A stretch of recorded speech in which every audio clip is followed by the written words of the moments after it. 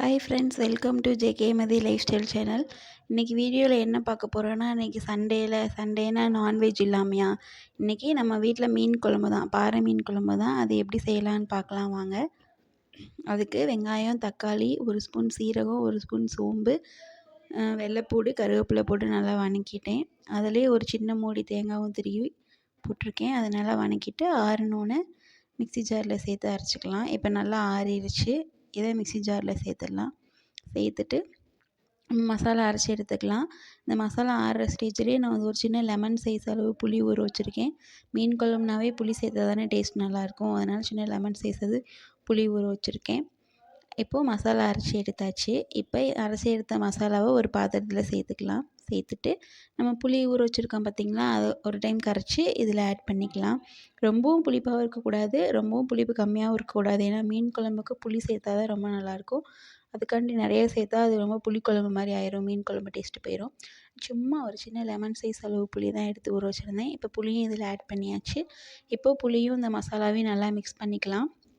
நல்லா மிக்ஸ் பண்ணிவிட்டு இப்போது நம்ம வெங்காயம் வதக்கணும் பார்த்திங்களா, அதே பாத்திரத்தை அடுப்பில் வச்சுட்டு அதில் எண்ணெய், ஒரு ஸ்பூன் கடுகு, ஒரு ஸ்பூன் வெந்தயம் போட்டுட்டு கடுகு வெந்தயம் நல்லா பொரிஞ்சோன்னே கருவேப்பிலை ஆட் பண்ணிக்கலாம். கருவேப்பிலை ஆட் பண்ணோன்னே நம்ம அரைச்சி வச்சுருக்க மசாலா இருக்குது பார்த்திங்களா, அதையும் ஆட் பண்ணிக்கலாம். நிறைய பேர் நிறையா விதத்தில் இந்த மீன் குழம்பு வைப்பாங்க. ஒருத்தவங்க மசாலா அரைச்சி வைப்பாங்க, ஒருத்தவங்க மசாலா அரைக்காமையே புளி தண்ணியில் இந்த மசாலா தூள்லாம் சேர்த்து அப்படி வைப்பாங்க. நான் வந்து எப்பயுமே இது மாதிரி தான் வைப்பேன். அது என்னன்னு தெரியல, மசாலா அரைச்சி வச்சோன்னா அது நெக்ஸ்ட் டே இருந்தாலுமே அந்த குழம்பு சாப்பிட்றதுக்கு ரொம்ப டேஸ்ட்டாக இருக்குது. ஆனால் நான் எப்பவுமே இந்த ஸ்டைலில் தான் செய்வேன். நீங்கள் வேறு எது மாதிரி ஸ்டைலில் செய்வீங்கன்னு சொல்லிட்டு எனக்கு கமெண்ட் பண்ணுங்கள். இதே ஸ்டைலில் செஞ்சு பாருங்கள், உண்மையாகவே டேஸ்ட்டு ரொம்ப நல்லாயிருக்கும். நானும் வேறு மெத்தடில் செய்வேன்.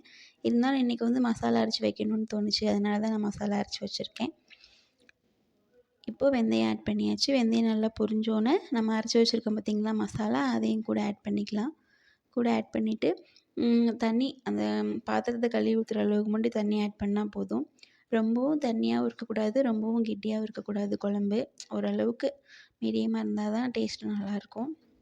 இப்போ மசாலா ஆட் பண்ணியாச்சு. ஆட் பண்ணிவிட்டு இந்த மசாலா பச்சை வாசம்லாம் போகிற அளவுக்கு ஒரு 5 to 10 மினிட்ஸ் நல்லா கொதிக்கணும். இன்றைக்கி நம்ம வீட்டில் பார்த்திங்கன்னா வேறு எதுவுமே கிடையாது, மீன் மட்டும்தான். மீன் குழம்பு, மீன் வறுவல், எக்கு, ரசம், அவ்வளோதான் நம்ம வீட்டில் டிஷ்ஷு. இன்றைக்கி என்ன மீன் நான் வாங்கியிருக்கேன்னு பார்த்தீங்கன்னா பாறை மீன் தான். நிறைய மீன் கிடச்சது, ஆனால் நான் இந்த பாறை மீன் செஞ்சு ரொம்ப நாள் ஆயிடுச்சு அப்படிங்கிறதுக்காண்டி பாறை மீன் தான் வாங்கினேன். இப்போது குழம்பு அவ்வளோதான். எனக்கு இந்த அளவுக்குமே எனக்கு குழம்பு போதும். நாங்கள் 2 பேர் தானே, 2 பேர்த்துக்கு அளவு தான் செய்கிறேன். இந்த அளவுக்கு போதும். இப்போது இந்த ஸ்டேஜில் தேவையான அளவுக்கு நம்ம உப்பு ஆட் பண்ணிக்கலாம். உப்பு ஆட் பண்ணி நல்லா கொதிக்க விட்டுடலாம். ஆல்ரெடி நான் மீன் வாங்கிட்டு வந்தோடனே அதை நல்லா வாஷ் பண்ணிவிட்டு லைட்டாக உப்பும் மஞ்சத்தூளும் போட்டு நான் ஊற வச்சுருக்கேன். அதனால் இதுக்கு உப்பு பார்த்து சேர்த்தாவே போதும். வெறும் மீன் நீங்கள் கழுவி சேர்க்கனாலும் சேர்த்துக்கலாம். ஏன்னா உப்பு மஞ்சத்தூள் போட்டால் கொஞ்சம் வாடை இல்லாமல் நல்லாயிருக்கும். அதுக்காண்டி நான் அது மாதிரி இது பண்ணி வச்சுருக்கேன். ஓகே, இப்போ நல்லா குழம்பு கொதிச்சிடுச்சு. இப்போ இந்த ஸ்டேஜில் உங்களுக்கு இந்த அளவுக்கே குழம்பு திக்னஸ் போதும் அப்படின்னு சொன்னால் இந்த ஸ்டேஜ்லேயே மீன் சேர்த்துக்கலாம். இல்லை இன்னும் கொஞ்சம் திக்காகணும் அப்படின்னு சொன்னால் இன்னும் கொஞ்சம் நேரம் கொதிக்க விட்டுக்கலாம். எனக்கு இந்த ஸ்டேஜே போதும். இப்போது இதே ஸ்டேஜில் நான் மீன் சுத்தம் பண்ணி வச்சுருக்கேன்னு சொன்னீங்க பார்த்தீங்களா, அந்த மீனை இதில் நான் ஒவ்வொன்றா எடுத்து ஆட் பண்ண போகிறேன். அப்படியே கொட்டிடக்கூடாது, கொட்டினா நம்ம மேலே குழம்பு சிந்துறதுக்கு சான்சஸ் இருக்குது. அதனால் ஒவ்வொன்றா எடுத்து போட்டாவே போதும். இப்போ எனக்கு இந்த ஸ்டேஜ் ஓகேவாக தான் இருக்குது. இப்போ இந்த ஸ்டேஜில் நான் ஒவ்வொரு மீனாக எடுத்து ஆட் பண்ணிக்கிறேன். நான் இன்றைக்கி 1 கிலோ ஃபிஷ் தான் வாங்கினேன். அதுக்கேற்ற மாதிரி தான் நான் குழம்பு செஞ்சுருக்கேன். அதில் ஒரு 4 பீசஸ் எடுத்து மசாலா தடவி வச்சுருக்கேன். மீதி இருக்கிற பீசஸ்லாம் வந்துட்டு நான் குழம்புல ஆட் பண்ணிட்டேன். அவ்வளோதான். இது ரொம்ப நேரம் கொதிக்க விடணும்னா இல்லை, ஃபிஷ்ஷை ஆட் பண்ணி 5 மினிட்ஸே ரொம்ப அதிகம்தான். அதுவும் இப்போ ஃபிஷ்லாம் ஆட் பண்ணதுக்கப்புறம் நம்ம கரண்டி வச்சு ரொம்ப கிண்டிடக்கூடாது. கிண்டினா அந்த ஃபிஷ்லாம் உடஞ்சி போகிறதுக்கு சான்சஸ் இருக்குது. ஸோ லைட்டாக கரண்டி வச்சு லைட்டாக உள்ளுக்குள்ளே மீன்லாம் நல்லா அமுக்கி விடணும். அந்த ஹீட்லேயே அது நல்லா வெந்துடும். லைட்டாக கரண்டி வச்சு கிளறி விட்டுட்டு ஒரு 5 மினிட்ஸே ரொம்ப ஓவர் தான். ஒரு 5 மினிட்ஸ் அப்படியே அடுப்புலேயே இருக்கட்டும், மீடியம் ஃப்ளேவர்லேயே இருக்கட்டும். ஃபுல் ஃப்ளேம் வைக்கணும்னு இல்லை, மீடியம் ஃப்ளேம்லேயே வச்சுட்டு ஒரு 5 மினிட்ஸ் நல்லா குக் ஆகிடுச்சுன்னா அந்த ஹீட்லேயே மீன் ரொம்ப வெந்துடும். ரொம்ப நேரம் வேக வைக்கணும்லாம் இல்லை, வேக வச்சா மீன் ரொம்ப உடஞ்சி போயிடும். இப்போது எனக்கு அவ்வளோதான். ஓகே, இந்த ஸ்டேஜில் நல்லா மீன் வெந்துருச்சு. அவ்வளோதான், நம்மளோட மீன் குழம்பு சுட சுட ரெடி ஆகிருச்சு. ஃபைனலாக கொத்தமல்லி புதினா போட்டுக்கலாம். நான் புதினா யூஸ் பண்ண மாட்டேன், அதனால் நான் கொத்தமல்லி மட்டும் ஃபைனலாக மேலே தூவி விட்டு அடுப்பை ஆஃப் பண்ணிட்டேன்னா மீன் குழம்பு ரெடி ஆயிரும். அடுத்து இந்த மீன் குழம்பு ரெடி ஆயிடுச்சு. இந்த மீன் குழம்பு ரெடி ஆகிட்டுருக்க ஸ்டேஜ்லேயே நான் ரசத்துக்கு தேவையானதெல்லாம் எடுத்து ரசமும் கலக்கி வச்சுருக்கேன். இப்போ அந்த ரசத்தை நம்ம தாளித்து விட்டுறலாம். சிம்பிள் தான் ரசம் தாளிக்கிறதுக்கு. எண்ணெய், கடுகு, கொஞ்சோண்டு வெந்தயம், கருவேப்பிலை, 2 காஞ்ச மிளகா கிள்ளி போட்டிருக்கேன். அப்புறம் நம்ம ரசம் கலக்கி வச்சுருக்கோம்ல, செலவு அரைச்சது எல்லாமே நான் ரசத்துலேயே ஒன்றாவே மிக்ஸ் பண்ணிட்டேன். அதையும் சேர்த்து அப்படியே கொதிக்க வச்சிடுறோம். கொதிக்கணும்னு இல்லை, கொஞ்சம் நுரக்கட்டினோடனே இறக்கிட்டோன்னா போதும். அவ்வளோதான், நம்மளோட ரசம் ரெடி ஆயிரும்.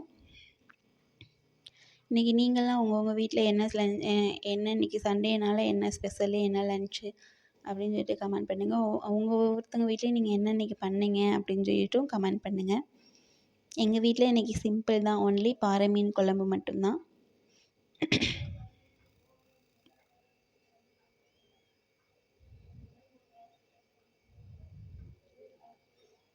மீன் குழம்பு வைக்கிறப்ப எதுனாச்சும் நான்வெஜ் இருக்கிறப்ப ரசம் இருந்தால் தானே நல்லாயிருக்கும். அதனால் நான் சும்மா கொஞ்சமாக ரசம் பண்ணேன்.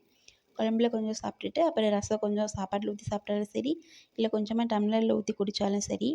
அதனால் நான் கொஞ்சமாக தான் ரசம் பண்ணியிருக்கேன் இன்றைக்கி.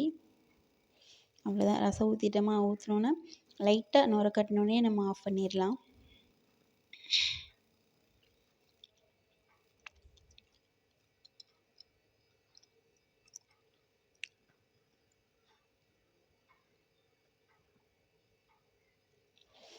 அவ்வளோதான், இப்போ நம்மளோட ரசம் ரெடி ஆயிடுச்சு. சரி வாங்க, இப்போ நம்ம மீன் குழம்பு பண்ணிட்டோம், ரசம் வச்சுட்டோம். அந்த ஒரு 4 பீஸ் மசாலா தடவி வச்சுருக்கேன்னு சொன்னேன் பார்த்தீங்களா, அது மசாலா தடவி வச்சுருக்கேன். அரிசி ஊற வச்சுருக்கேன். ஒலை காஞ்சிக்கிட்டு இருக்குது. அவ்வளோதான், நம்ம சாப்பாடு வடிச்சிட்டு முட்டை வேக வச்சிட்டோன்னா வேலை முடிஞ்சது. சாப்பாடு ரெடி. மீன் குழம்பு, ரசம், முட்டை, அப்புறம் மீன் வறுவல், அதுக்கு ஆனியன் எல்லாம் ரெடி ஆயிடுச்சு. சரி வாங்க, நீங்களும் சாப்பிடலாம். அவ்வளோதான், நம்ம சாப்பிட வேண்டியது தான். இதே மாதிரியே நீங்களும் செஞ்சு பாருங்கள். உங்கள் வீட்டில் இன்றைக்கி என்ன சமைச்சிங்க அப்படின்னு சொல்லிட்டு எனக்கு கமெண்ட் பண்ணுங்கள். ஓகே ஃப்ரெண்ட்ஸ், தேங்க்ஸ் ஃபார் வாட்சிங். பாய். See you. Happy Sunday.